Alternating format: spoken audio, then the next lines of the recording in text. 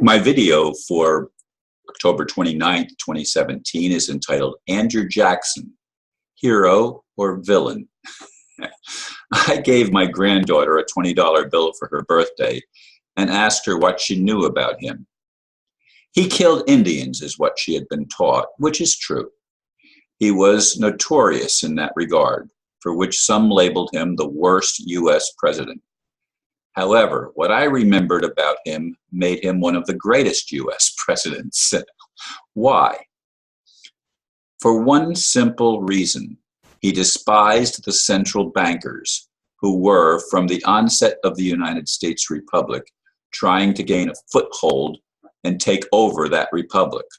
According to Wikipedia, quote, "The bank war refers to the political struggle that developed over the issue of rechartering the second bank of the United States, BUS, during the presidency of Andrew Jackson, 1829 to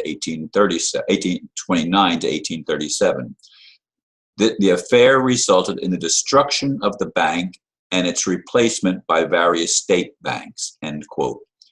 As I see it, central banking is the bane of the world, a Rothschild fiasco that still wreaks havoc in our world today.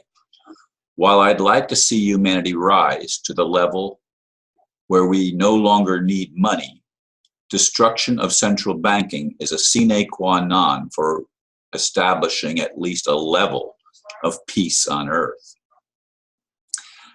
I actually did some reading and research on the story of Andrew Jackson. Wikipedia article is quite interesting. It opens with the fact that he was an American soldier and statesman who served as the 7th president of the United States from 1829 to 1837, as I said. Before being elected to the presidency, Jackson gained fame and as a general of the United States Army and served in both houses of Congress. As president, Jackson sought to advance the rights of the common man against a corrupt aristocracy and to preserve the Union. He first ran for president in 1824, losing to John Quincy Adams, whom he defeated in a landslide 4 years later. He was the founder of the Democratic Party. I am not going to read any more from that. You can look up the Wikipedia article yourself. As I said, I did do some reading and some research on him. He was fascinating. I mean, his father had died while his mom was pregnant with him, and they don't even know exactly where he was born because she was sort of in transit, transitioning from one place to another. So the place of his birth is uncertain. Nevertheless, he was certainly an influential man in the early years of the United States history, and he was a lawyer, which, you know, I always thought that that Abraham Lincoln was the first bar attorney. Now, I'm not really sure how that all works. The bar, of course, is the British accredited registry, and it has been, in my thinking, something that is a very huge problem in the United States. The attorneys have an allegiance to a foreign government, which is not allowed under the Constitution. You can't serve two masters. That's why I also very strongly oppose the central bankers that hold dual citizenship with Israel, for example. That is a no-no. You can't be aligned with two nations and be a citizen of two countries at the same time, because you have the dual citizenship is a divided alliance. Which one are you going to serve? Are you going to serve, in the modern day and age, are you going to serve Israel or are you going to serve the U.S.? And of course, we know from if we pay attention at all, we know that the Israelis exert a tremendous amount of influence in the political arena in the United States. And it's not least of which because the Rothschilds, the central bankers, who rose to the position of being the champions of the central bank and the fiat dollar ultimately, they've been in existence as long as the United States has. I mean, it was in that same century that the United States became a nation that the Rothschilds rose to prominence, changing their name from Bauer. And anyway, you know that history, and I'm not going to regurgitate it for you. But Andrew Jackson was, as I said, a very interesting person. He was very, very active in the political arena during the early years of the Republic, and it was the second bank of the U.S. that he broke the charter and took it out of the control of the Rothschilds, for which I'm sure he was hated, because the Rothschilds have had an agenda to rule the world for a long time. I mean, I see it as a dark agenda. And I want people to wake up to some of these things. Now, do we know our history? No, this was what I read about him was on Wikipedia. I don't trust Wikipedia always. I mean, some things are, I believe, factual, but in general, I don't trust it.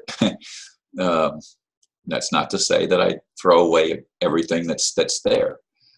In any case, folks, I want to be a champion, not for the Democratic Party, not for the Republican Party, the Tories, the Whigs, those were early parties in the US, not for the conservatives or liberals or whatever other parties there are anywhere else in the world.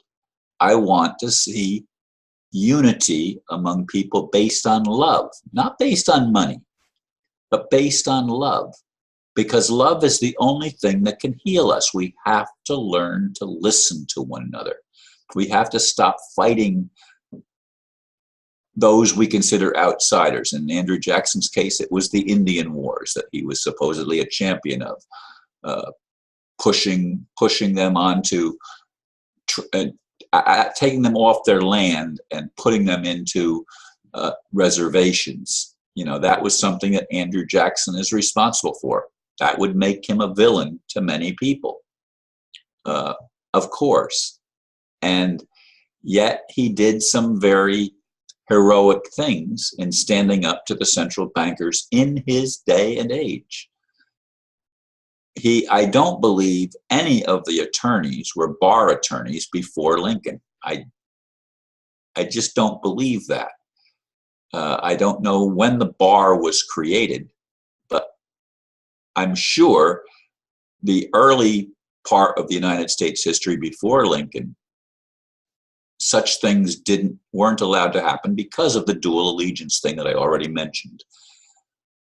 However, all of these things really don't amount to much of anything unless we can overcome the divide and conquer mentality that has been promulgated so heavily in human history. We have to be able to rise above that and establish some means of cooperation, not conflict.